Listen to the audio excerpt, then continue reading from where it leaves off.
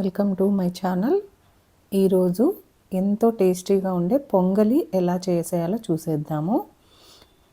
ఇంత cup of rice తీసుకున్నాను. దాన్ని ఒక 2 టైమ్స్ మంచిగా కడుక్కొని పాలల్లో నానబెట్టుకోవాలన్నమాట.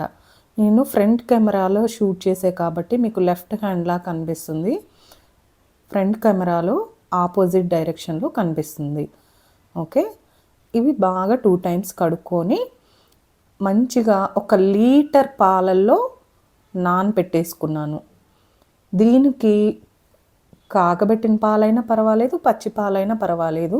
ఇలా ఒక 15 to 20 మినిట్స్ నానబెట్టుకుంటే బాగా కుక్ అయిద్ది. నేను తీసుకునేది మాత్రం ఈ బెల్లము. మా వైపు తెల్ల బెల్లం అంటారు దీన్ని. అలా బెల్లం తీసుకొని మంచిగా దంచి పక్కన పెట్టేసుకున్నాను. ఇది స్టవ్ ఆన్ చేసి చాలా లో ఫ్లేమ్లో 20 మినిట్స్ మంచిగా ఉడకపెట్టుకోవాలన్నమాట. ఎంత లో ఫ్లేమ్లో ఉడకబెడితే అంత బాగా కుక్ అయ్యి చాలా టేస్టీగా ఉంటుందన్నమాట. ఈ పాలన్నీ ఇంకిపోయి అన్నంలాగా మెత్తగా వచ్చే వరకు మంచిగా 20 మినిట్స్ కుక్ అవ్వనివ్వాలి. ఇప్పుడు శ్రావణ మాసం వచ్చింది కదా, అమ్మవారికి చాలా ఎంతో ప్రీతికరమైన ప్రసాదంలో అన్నం పొంగలి మేము చేస్తున్నాము ఈరోజు. మీరు ఏ ప్రసాదాలు చేస్తారో కామెంట్ రూపంలో చెప్పండి.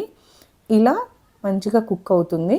తర్వాత ఇలా అన్నంలాగా మెత్తగా ఉడికిందో లేదో చూసుకొని ఇప్పుడు స్టవ్ ఆపేసి బెల్లం వేసుకోవాలి. స్టవ్ ఆపేసినాక బెల్లం వేస్తేనే పాలు ఇరగకుండా ఉంటాయి. ఇలాచీ పొడి కూడా వేసాను. మంచిగా కుక్ చేసి ఇట్లా మంచిగా కలిపితే మొత్తం బెల్లం అంతా కరిగిపోతుంది. మూత పెట్టేసి పక్కన పెట్టేసుకోవాలి. ఇప్పుడు వేరే స్టవ్లో చిన్న బాండీ పెట్టుకొని 2 టేబుల్ స్పూన్స్ ఆఫ్ నెయ్యి వేసుకొని మనకి నచ్చిన డ్రై ఫ్రూట్స్ అన్నీ వేయించుకొని దాంట్లో పొంగల్లో కలుపుకోవాలి. నా దగ్గర అయితే జీడిపప్పు, కిస్మిస్ ఇవే మాత్రమే ఉన్నాయి. ఇవి మంచిగా దోరగా వేయించుకొని దాంట్లో పొంగలి పక్కన పెట్టేసాం కదా, ఇంకా స్టవ్ వెలిగించక్కర్లేదు. అలాగే బెల్లం కరిగి మంచిగా దగ్గరగా అయిపోతుంది అన్నమాట. మనం అలాగే నైవేద్యంలాగా పెట్టేసేయచ్చు. ఇవి మంచిగా ఎర్రగా రోస్ట్ చేసుకున్నాం కదా, ఇవి తీసుకెళ్ళి పొంగల్లో వేయాలన్నమాట. ఇవి మంచిగా కలిపేసాం కదా, పొంగలి రెడీ. Like, share, subscribe.